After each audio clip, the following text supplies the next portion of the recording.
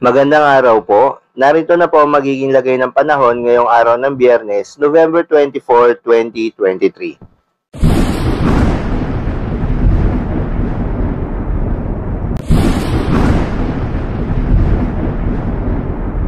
Sa kasalukuyan, shearline pa rin ang patuloy na nakakaapekto sa eastern section ng Southern Luzon at northeast monsoon naman ang patuloy na nakakaapekto sa nalalabing bahagi ng Luzon. Samantala, ayon sa PAGASA, wala namang binabantayan na anumang sama ng panahon o low pressure area o bagyo sa loob at labas ng Philippine Area of Responsibility na maaaring makaapekto sa ating bansa.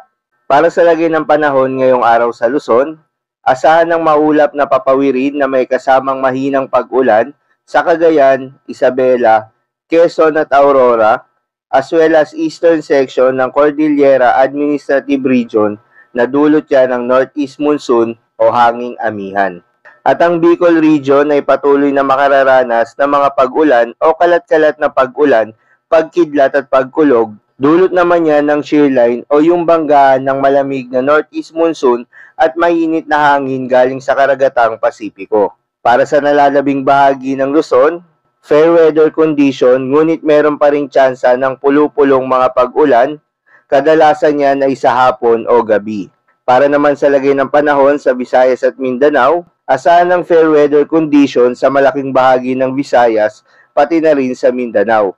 Ngunit mayroon pa ring mga tsansa ng mga isolated rain showers or thunderstorm sa bandang hapon o gabi. Para naman sa lagay ng ating baybayin, sa kasalukuyan ay wala pong nakataas na gale warning sa anumang baybayin ng ating bansa, ngunit iba yung pag-iingat pa rin sa mga may planong pumalaot sa mga baybayin ng Luzon dahil inaasahan pa rin yung katamtaman hanggang sa maalon na karagatan. Slight to moderate seas naman para sa baybayin ng Visayas, so malayang makakapalaot ang ating mga kababayan, lalong-lalo na yung mga maliliit na sasakyang pandagat. Para naman sa 3 days weather outlook, base sa weather forecast model na ating ginagamit ay wala namang banta o anumang sama ng panahon ngayong darating na weekend.